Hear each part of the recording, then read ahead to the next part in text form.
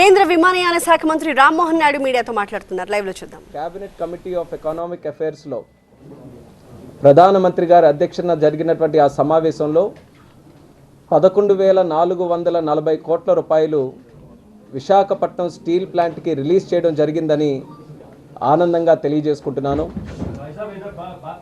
విశాఖ ఉక్కు ఆంధ్రుల హక్కు అనే నినాదాన్ని కేంద్ర ప్రభుత్వం అలాగే ముఖ్యంగా ప్రధానమంత్రి నరేంద్ర మోదీ గారు కాపాడినందుకు, గౌరవించినందుకు ఆంధ్రప్రదేశ్ రాష్ట్ర ప్రజల తరపున 5 కోట్ల మంది జనాభా తరపున హృదయపూర్వకమైనటువంటి ధన్యవాదాలు ప్రధానమంత్రి గారికి సందర్భంగా తెలియజేసుకుంటున్నాం. ఇందులో ముఖ్యంగా ఈ 11,440 కోట్ల రూపాయలు సుమారు 10,300 కోట్ల రూపాయలు డైరెక్ట్ ఈక్విటీ కింద, అలాగే 1,140 కోట్ల రూపాయలు 7% అందులో non cumulative preference share capital కింద కన్వర్ట్ చేసే విధంగా ఈ యొక్క సహాయ సహకారాలు చేయడం జరుగుతుంది.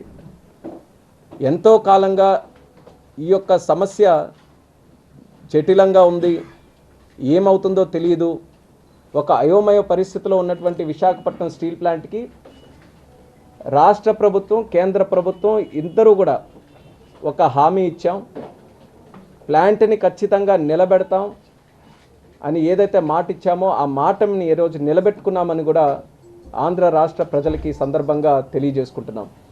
అయితే ఒక పక్కన దీనికి ప్రధాన కారణం ప్రధానమంత్రి నరేంద్ర మోదీ గారు అయితే, మరొక పక్కన ఇది ఇంతవరకు కూడా తీసుకొని రావడానికి గత 7 నెలలుగా ఆంధ్రప్రదేశ్ రాష్ట్ర ముఖ్యమంత్రి వర్యులు నారా చంద్రబాబు నాయుడు గారు కూడా ఎప్పటికప్పుడు ప్రధానమంత్రి గారిని కలిసినప్పుడు ఇదే ఒక ప్రధానమైన ఎజెండాగా దీన్ని ప్రస్తావిస్తూ దీనికి సంబంధించి న్యాయం చేయాలని ఎన్నో సందర్భాల్లో కోరడం కూడా జరిగింది.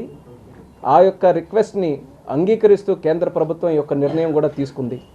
అందులో ముఖ్యమైన వ్యక్తి, మనం ఈరోజు తెలుగు ప్రజలు ధన్యవాదాలు తెలియజేసినటువంటి వ్యక్తి మన స్టీల్ మినిస్టర్ గారు అన్న కుమారస్వామి గారు. ఆయనకి కూడా రాష్ట్ర ప్రజల తరపున ప్రత్యేకమైనటువంటి ధన్యవాదాలు తెలియజేసుకుంటున్నాం.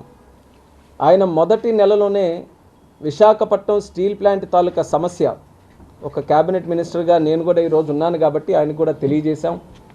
అప్పటికే ఒక చర్చ అనేది కేంద్ర ప్రభుత్వంలో జరుగుతున్న సందర్భంలో కుమారస్వామి గారు కూడా దీని మీద లీడ్ తీసుకొని ప్లాంట్ని సందర్శించడానికి వెళ్ళి ఒక రాత్రిపూట కూడా అక్కడ గడిపి కేవలం పై స్థాయిలో ఉన్నటువంటి అధికారులే కాకుండా కార్మికులందరితో కూడా కలిసి ఆ రోజు ఒక పటిష్టమైన హామీ ఇవ్వడం జరిగింది. భారతదేశంలోనే ఒక ఉన్నతమైనటువంటి సామర్థ్యం కలిగిన స్టీల్ ప్లాంట్ మన వైజాగ్ స్టీల్ ప్లాంట్ని ఖచ్చితంగా కేంద్ర ప్రభుత్వం కాపాడుకుంటుంది, దాన్ని అన్ని విధాలుగా రివైవ్ చేస్తుంది, అదే మా లక్ష్యం అని చెప్పి ఆయన కూడా మాట ఇచ్చారు. ఆ మాటని నిలబెట్టుకోవడానికి స్టీల్ మినిస్టర్గా ఆయనకి ఎన్ని రకాలైనటువంటి ఒడిదొడుకులు వచ్చినా సరే కమిట్మెంట్తో, ప్లాంట్ మీద శ్రద్ధతో ఈరోజు ఆయన కూడా ఎంతో సహకారం మినిస్టర్గా ఈరోజు రాష్ట్ర ప్రజలకి, ముఖ్యంగా స్టీల్ ప్లాంట్కి ఆయన సహకరించడం జరిగింది. కాబట్టి ఆయనకు కూడా ధన్యవాదాలు తెలియజేసుకుంటున్నాం.